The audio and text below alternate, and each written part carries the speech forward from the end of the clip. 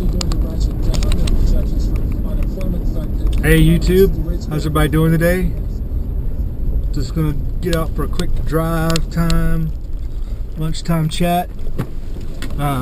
Really windy today, so can't do it in a walk, so thought we'd just go for a little adventuring and talk to y'all about what's going on out there. Number one in the headlines, Iraq. That's all everybody's talking about. Iraq's falling apart. Iraq's been falling apart for 25 years or whatever. Nothing new. Well, actually, I guess it is.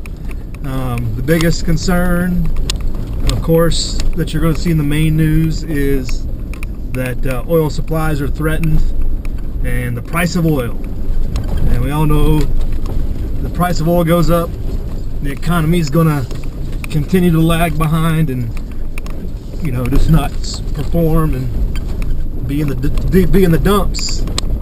So that's the big concern about Iraq, is it's going to affect our economy, which goes to tell you we rely way too much on Iraq, because we shouldn't be that reliant on any one country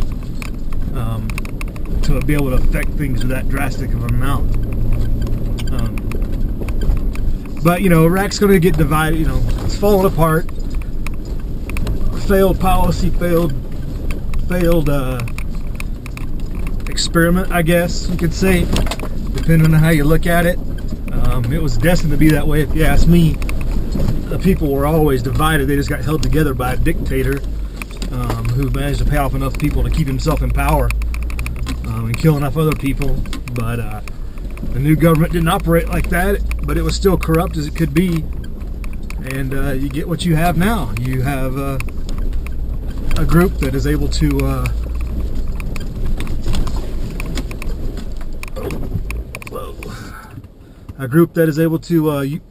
play on people's emotions with their religion and get support that way. Get to these rocks. Hold on.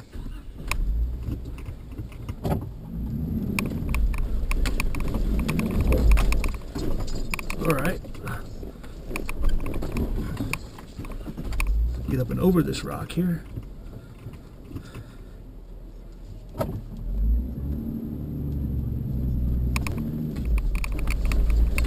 Let's get after it this time.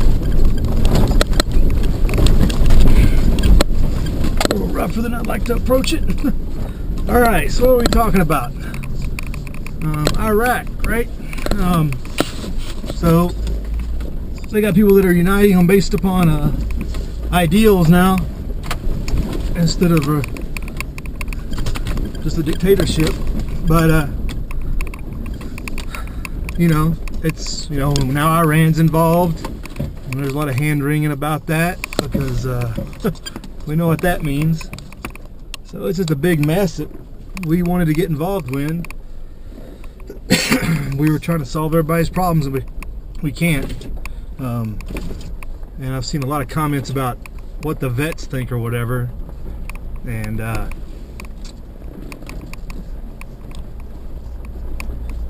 our people went over there because we allowed our government to send them over there, and whatever their sacrifices were are definitely not in vain, because I don't think at any time were they fighting for the Iraqi people democracy. You know, 90% of that time spent over there, you're fighting for your brothers to the left and right. And the ones that died because they were trying to protect their people to their left and their right. Had nothing to do with installing democracy or whatever you want to call it. That's my 5 cents, nickel, dime, quarter on that. Failed policy does not diminish the sacrifice of anybody. Just like the bad strategy in Vietnam doesn't affect that sacrifice those people put out. That's just how I feel about it. But more concerning, I think, should be this situation in the border. Our border has been overrun, and let's talk about how. I mean, we willfully left it unguarded, and then I think I'm going to turn around here, head back. I'm not sure if I turn to the right where that goes.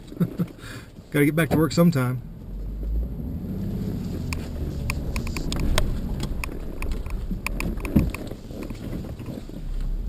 But we willfully left our border unguarded for decades, and now we've created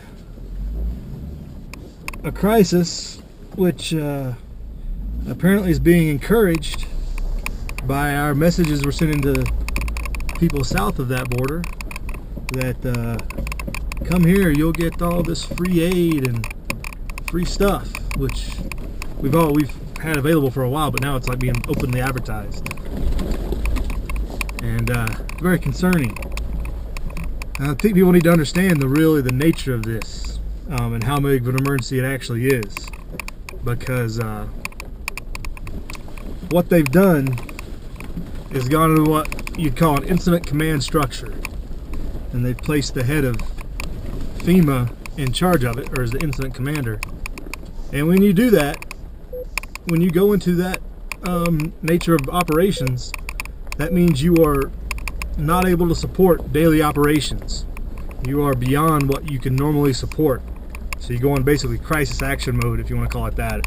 But it's called incident command, because you need to bring in resources that you don't usually use. You don't have the resources to provide for it, so you got to seek resources elsewhere, type thing. And that's what they've called for on the border. They are in an incident command structure. So basically the border has been overrun, and Border Patrol and everybody is not able to meet that function. I've heard stories about, you got border agents down there, feeding kids and stuff. So they're not guarding the border. They're not doing their normal jobs.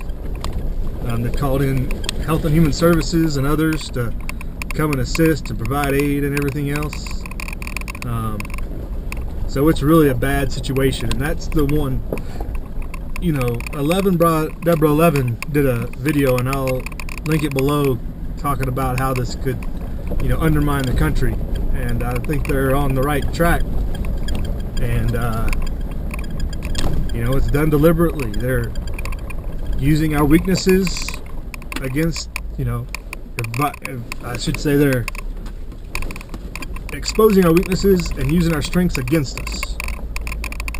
Because American people aren't going to let people just die out in the desert, and starve. So our charitable and empathetic system kicks into where people want to make sure these people get what they need and care for them. So that's one problem. And then they're exposing our weakness in our border and in our economy also, because once these people get established here, you're looking at, if there's 40,000 that they're caring for right now, multiply that by 5, how many's going to actually be a part of just this one gig. You're going to have 200,000, plus just looking for, way to subsist and sustain, and impacting on social services, and you're talking about tax base and everything else in the economy. That's, just going to further undermine our recovery, or the fake economy such as it is, and cause more problems. So that's kind of where we're headed. That's what we're looking at, folks. Our border has been overrun and is in crisis mode. You can't explain it any better than that, I don't think. I don't know what the governors are doing about it, the border states.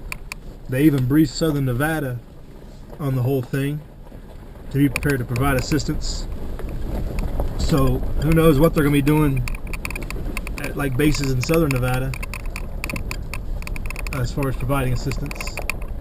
But it's not good.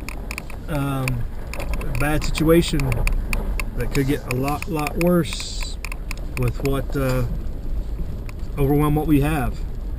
or what we can provide. So just some thoughts there on that YouTube. Hope everybody's having a good day. Had a good weekend. I was off the net almost entirely the whole weekend, so that was good. And hope everybody enjoyed their Father's Day and whatnot. But I think we're being distracted by this whole Iraq thing and concerning too much ourselves with it, when the issue on our direct southern border is much more pressing and is going to further deteriorate all of our nation's security and everything else. So, all right, y'all be good. We'll talk to you later. Live free.